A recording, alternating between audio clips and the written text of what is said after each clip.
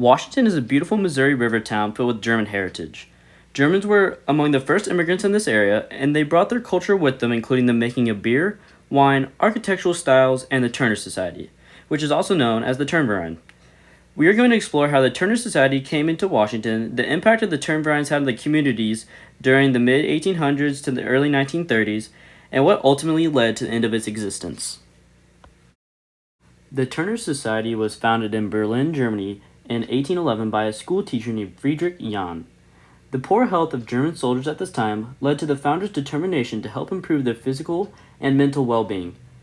Friedrich believed, and I quote, "Good health and clear thinking would lead to better citizenship," end quote.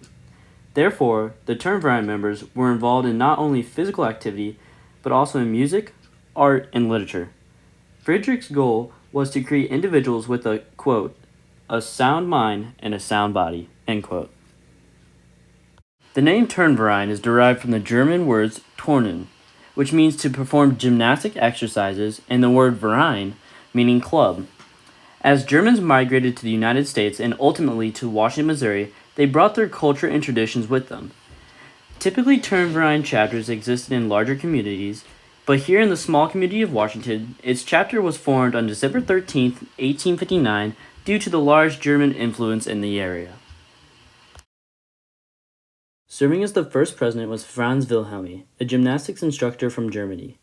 Also associated with him in this organization was E. Wissner, Secretary C. Schmidt, Cashier A. Klein, Turner teacher, and J. Dusner, assistant teacher. They, along with 25 other men, formed the first Turner Society in Washington. In the beginning, the Turnverein gymnastic exercises were practiced at Fricke's Meadow, which was located on what we know as Jefferson Street. Later, they met at Lafayette Market Hall, as well as the second story of City Hall. During this time, the Washington Turnverein continued to grow in Washington, and in 1854, one of the early settlers to this area, Otto Brix, a Berlin native, along with August Leonard, brought the dramatic section of the Turner Society to Washington from Herman. Shown here is a publicity shot from a cast of a play called Hector. It is estimated that perhaps 12 plays per year were performed, with multiple nights of shows each month.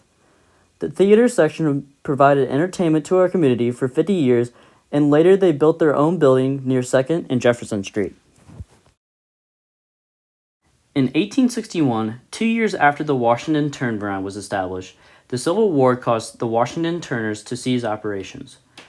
Part of the Washington Turnverein included the Schützenverein, or the Shooting Society. This group was organized to showcase target shooting like gun clubs of today. Many members of the Washington Turnverein responded to the President Lincoln's call of asking volunteers to enlist for 3 months in what was called the Home Guard. Washington Turnverein founders Franz Wilhelmi served as the commanding officer for the Union 17th Regiment Missouri Volunteer Infantry. Pictured below are the names of those soldiers either wounded or killed in this infantry during the Civil War. Mark Hausman, director of Washington Historical Society, further explains. Here's this war. Well, the guys from right over here on Jefferson Street at the Turner Hall, they're the guys getting a bullet in the brain in Vicksburg, Mississippi in the American Civil War.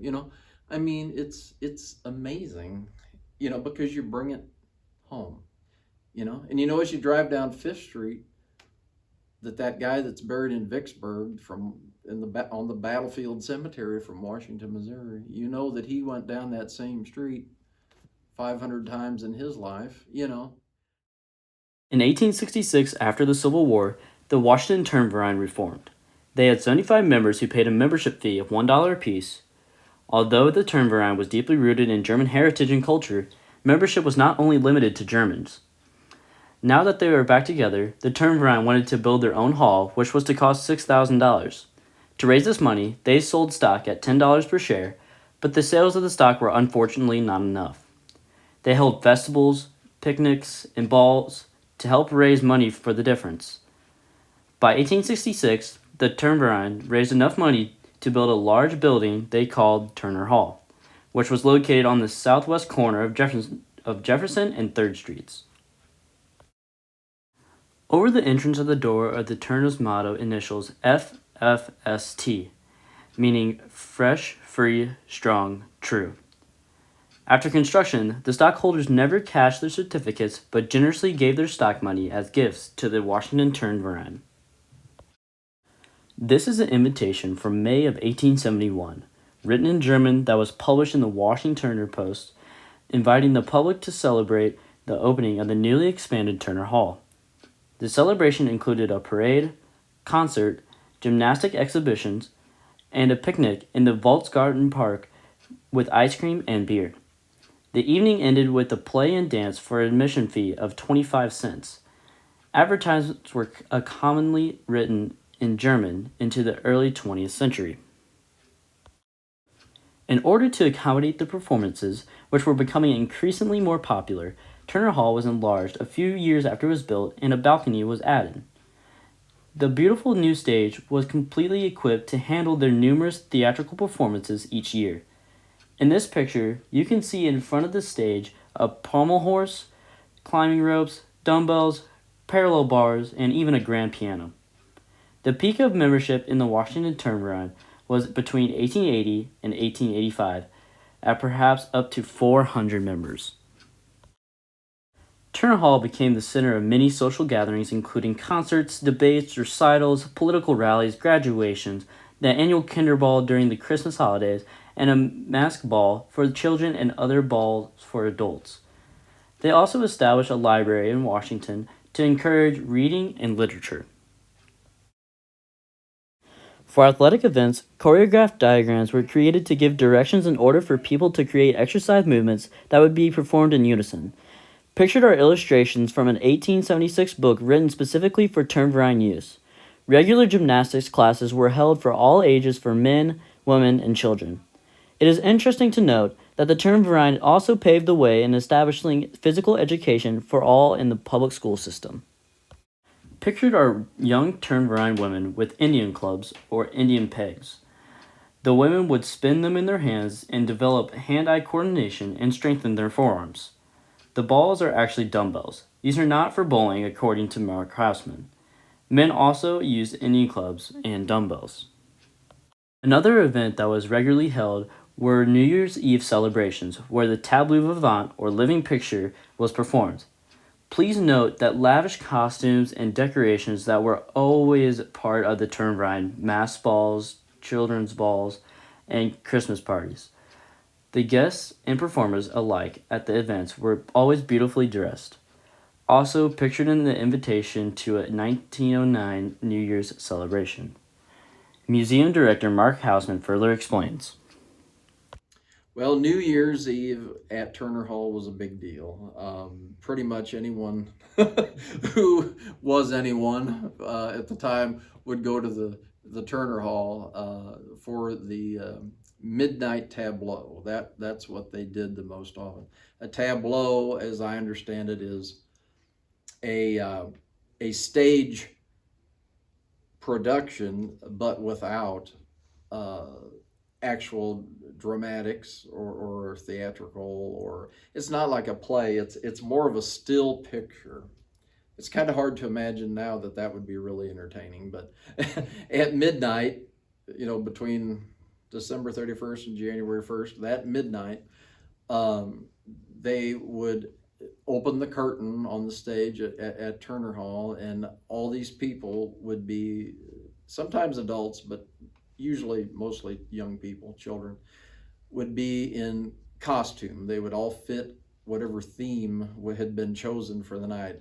Usually it was something very patriotic. So for instance, there might be an 8-year-old kid, dressed as Uncle Sam, and there might be a little girl dressed as Betsy Ross, or, and George Washington would make an appearance and things like that.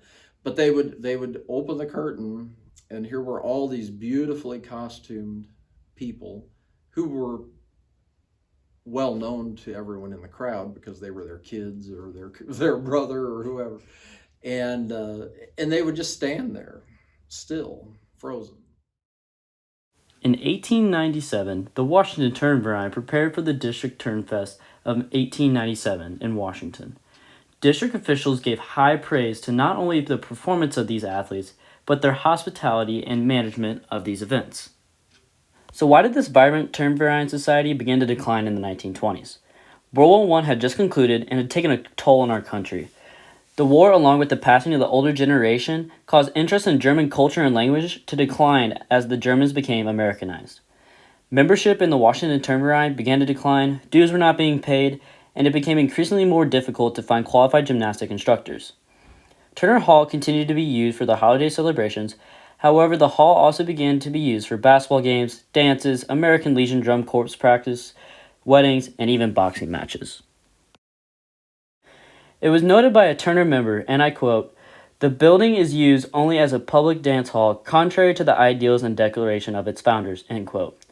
Almost 10 years later, January 7, 1931, the Turner Society members voted to dissolve the Washington Turnverein, and Turner Hall was sold for $5,000 to the Washington Elks Lodge.